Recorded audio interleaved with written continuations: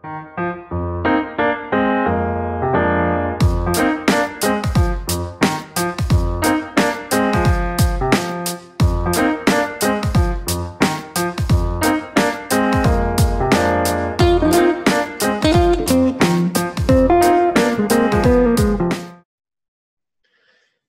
and welcome. I'm Otis Landerholm. I'm the founding attorney here at Landerholm Immigration, A.P.C, where we fight for your American dream. And today it is June 12th of 2020, and I want to do an update, a 2020 update on what's happening with UVisas and what are UVisas really about. And, let's talk about the UVisa. UVisas are great strategies, and they're great options for certain people. And they can fix, and they can waive, and they can help people completely improve their lives if they qualify, all right? And so I want to share my screen and share my little presentation, and we'll go into how someone can qualify for a U-Visa. Hopefully you can see my screen here. It's a little bit tricky when that's up there. I'm going to do a slideshow from the start. All right, so this is my UVisa introduction. I'm going to move my talking head a little bit. Maybe I'll move it to this side so you can see my fancy logo there on the right. Cool, so here we are. We're talking about the UVisa. All right, so the first thing to know about a UVisa is that a UVisa is a visa for victims. Great, I'm going to have to move this over and over again, I think. It's a visa for victims, all right? It's a visa for people who have been the victims of some pretty serious crimes here in the United States, all right?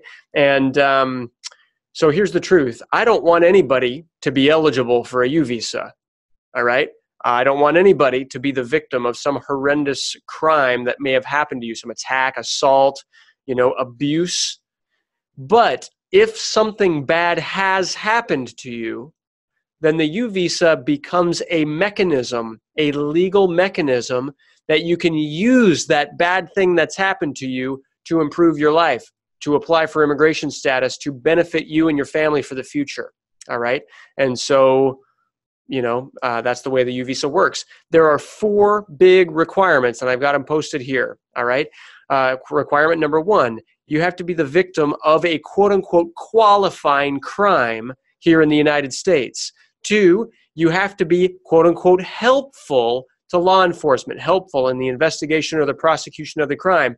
3, you have to have suffered what the law considers to be a substantial physical or mental abuse or a substantial harm, all right, through your victimization.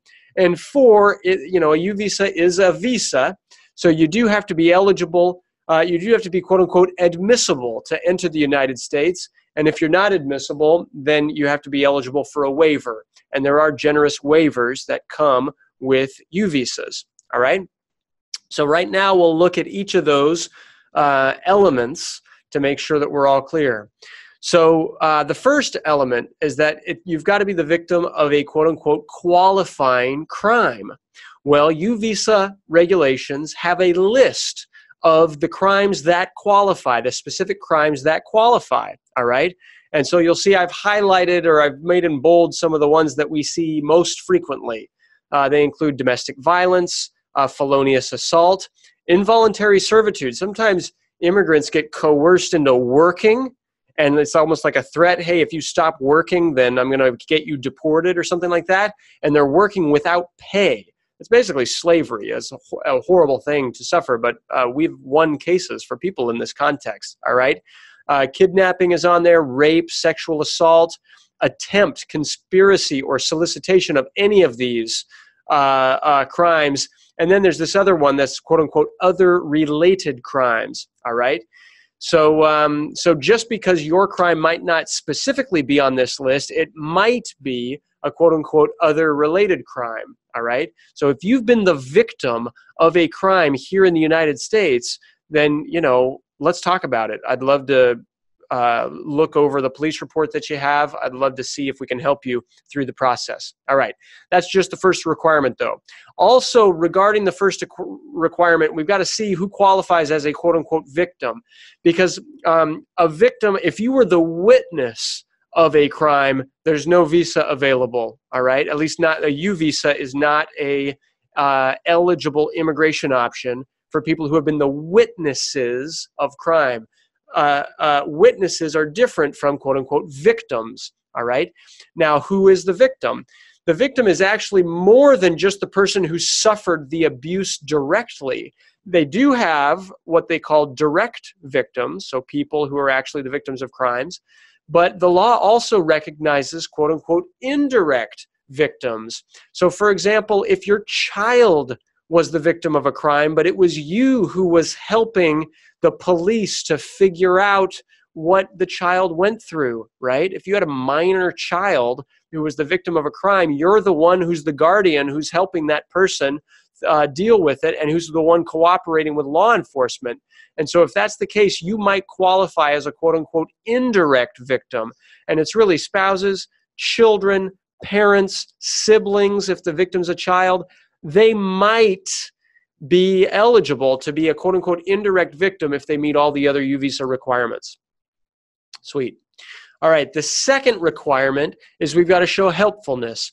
And this is that you have to either show that you have been helpful, that you are likely to be helpful, or that you are currently being helpful. Sorry, I'll say that in the order that I have it here. You either have been helpful, you are being helpful, or you will likely be helpful in the investigation or the prosecution of the crime in the future. And the way to get this is the very first step with any U visa is we're requesting the certification, which is on Form I-918 Supplement B that I have listed here. Basically asking the police department to certify that, yes, in fact, you were helpful to law enforcement in the investigation or the prosecution of the crime.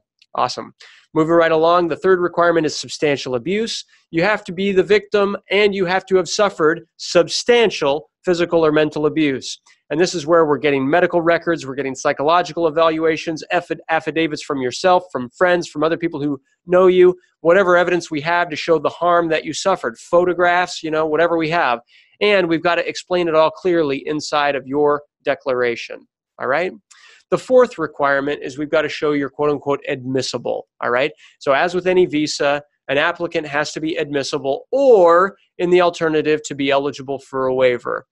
So if you have immigration violations, if you have criminal issues, if you've been deported in the past, if you've helped somebody immigrate to the U.S. unlawfully, if you have other issues, you want to make sure to bring these up 100% in your consultation.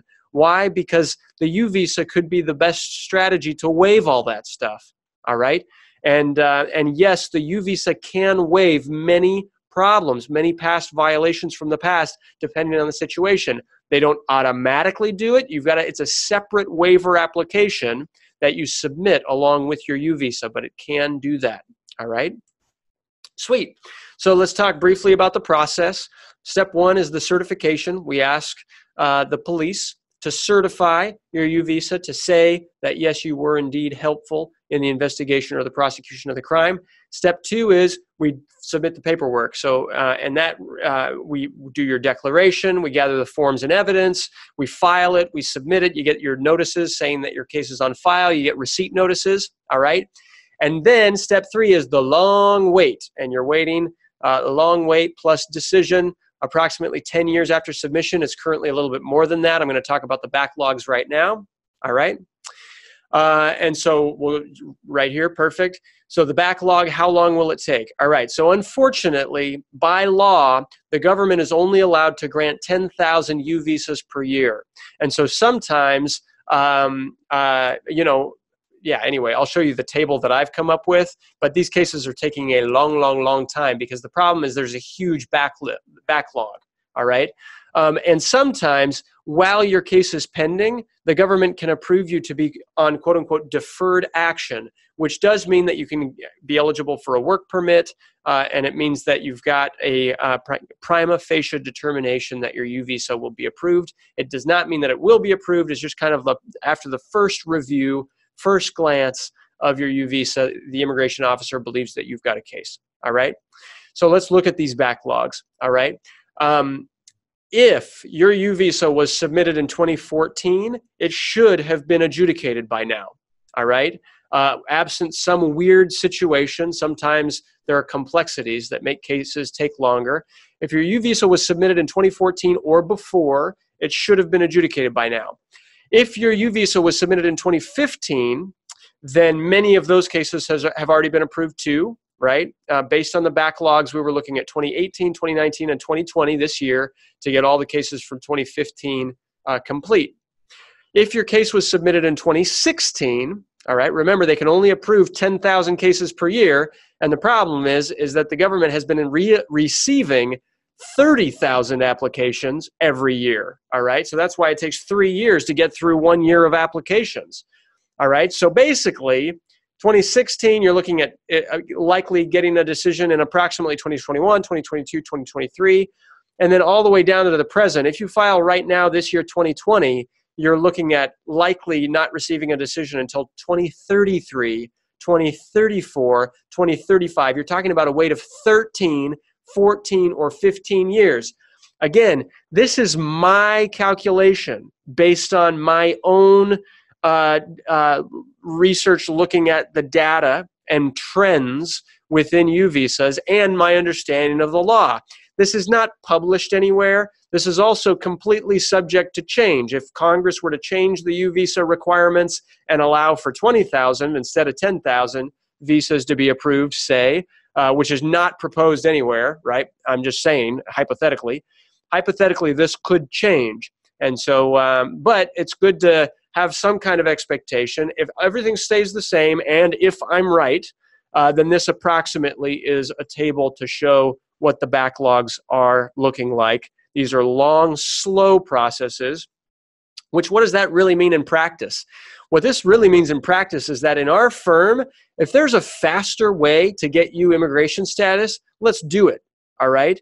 But if there's risks involved, if there's a problem with that faster way, let's use the U visa as your plan B. Let's use it as your safety measure. Let's use it as a strategy where, hey, you know, if we lose one other case, say an asylum case, for example, all right, maybe we could file for asylum if you've got an asylum case, but then use the U visa as your plan B just in case that asylum case gets denied, and then we have to appeal it, and then, you know, go through the court process, appealing and stuff like that.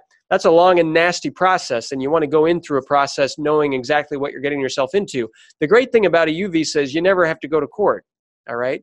So I don't want to confuse that by mentioning asylum, which is a very different process. The U visa, you never have to go to court. You just submit the paperwork to USCIS, and then there's a long wait before your case can be adjudicated. All right, that's all I wanted to explain today. I hope this was a short, sweet, to the point refresher on U visas, the process, the law, things like that. If you have any questions whatsoever, please contact our office. We're here to help. And here we are. I'm Otis Landerholm, Landerholm Immigration A.P.C, where we fight for your American dream. Thank you so much. Bye-bye.